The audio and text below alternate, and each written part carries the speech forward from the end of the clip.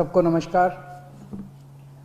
पिछले महीने जब दिल्ली में बहुत तेज़ी से कोरोना के केसेस बढ़ने लगे और हम सब देख रहे हैं कि ये वाली कोरोना की वेव कितनी ख़तरनाक है, बहुत ज़्यादा संख्या में इसमें लोग सीरियस हो रहे हैं, अस्पतालों की ज़रूरत पड़ रही है, आईसीयू की ज़रूरत पड़ रही है, काफ़ी ज़्यादा लोगों की मौत भी हो रही है। तो 20 अप्रैल को मजबूरी में हमें दिल्ली में लॉकडाउन लगाना पड़ा था। केसेस लगातार बढ़ते जा रहे थे। लॉकडाउन लगाने की वजह से और भी अन्य कई कारणों की वजह से 26 अप्रैल को आके 35% पॉजिटिविटी रेट बढ़ गया था। 35% बहुत ज़्यादा होता है, मतलब 100 लोगों का अगर हम टेस्ट करते थे तो 35 लोग उसमें पॉजिटिव निकलते थे। 26 अप्रैल के बाद से चूंकि लॉकडाउन लगाया था, एक तरह से थोड़ी सी चेन टूटनी चालू हुई थी इसकी कोरोना की।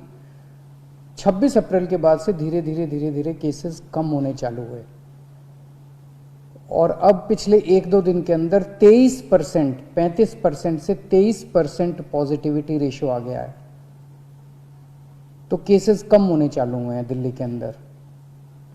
इसमें आप सब लोगों का बहुत ज़्यादा सहयोग रहा। दिल्ली के लोगों ने जम के सहयोग किया।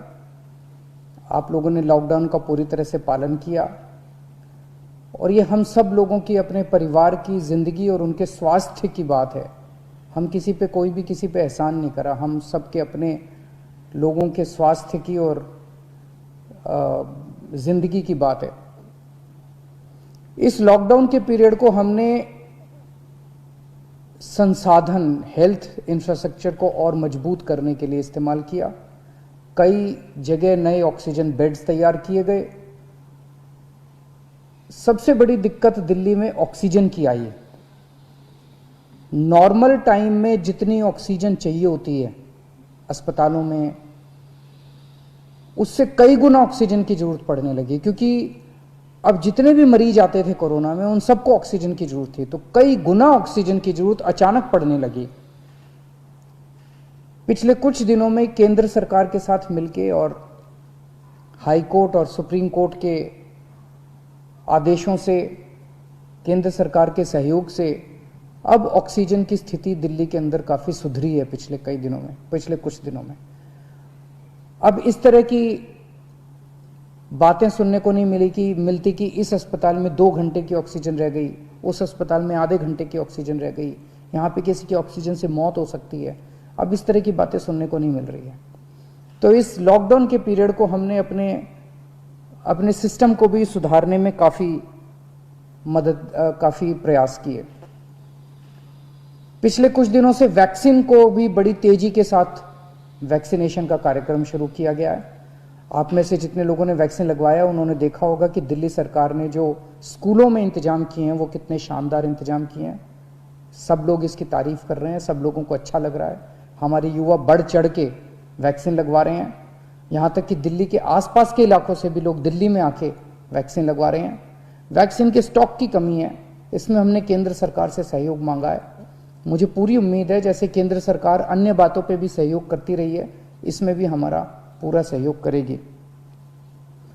पिछले कुछ दिनों में सब लोगों से मेरी बात हुई है, व्यापारियों से, महिलाओं से, युवाओं से, अलग अलग किस्म के लोगों से बात हुई है और सबका ये मानना है कि कोरोना के केस कम तो हुए हैं लेकिन अभी भी बहुत हैं। 23% अभी भी संक्रमण दर है।